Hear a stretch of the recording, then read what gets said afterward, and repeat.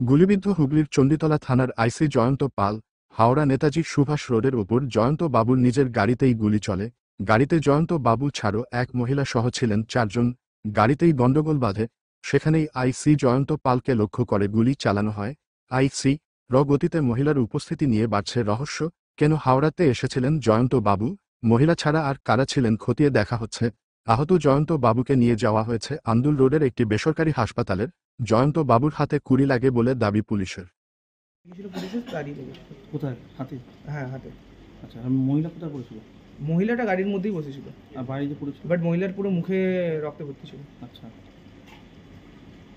কে গুলিটা কে করলো সেটা কি দেখা গেল? না, গুলিটা কে করেছে, আদৌ গুলি চলেছে কিনা সেটাও বলতে পারছি না, সেটা জানিও না। আচ্ছা জাস্ট কথায় কথায় এসেছে যে গুলি চলেছে। আচ্ছা, তো তুমি তারপরে কি করলে? আমরা ওই জল ফল দিলাম, দিয়ে তারপরে বললাম যে গাড়ি নিয়ে চলে যাও। আপনি কি সামনে ছিলেন তখন? ওসি উনি কি পুলিশের কার্ড দেখিয়েছেন? হ্যাঁ, উনি পুলিশের কার্ড দেখিয়েছিলেন। মানে যার গুলি লেগেছে? হ্যাঁ। কি বললেন উনি? উনি বললেন আমি পুলিশে আসি, হ্যাঁ। ম্যাটারটাকে বেশি বড় করো না, ছেড়ে দাও, তোমরা চলে যাও, আমরা বুঝে নিচ্ছি। কোনো মহিলা ছিল? হ্যাঁ, একজন মহিলা ছিলেন, গাড়ির মধ্যে বসে। গাড়ির মধ্যেই গুলি চলেছে? ঠিক আছে, আপনার নাম? আর কিছু জানি না। ঠিক আছে। তো তোমার নামটা বলো। আমার নাম সুমন দাস। ঠিক আছে।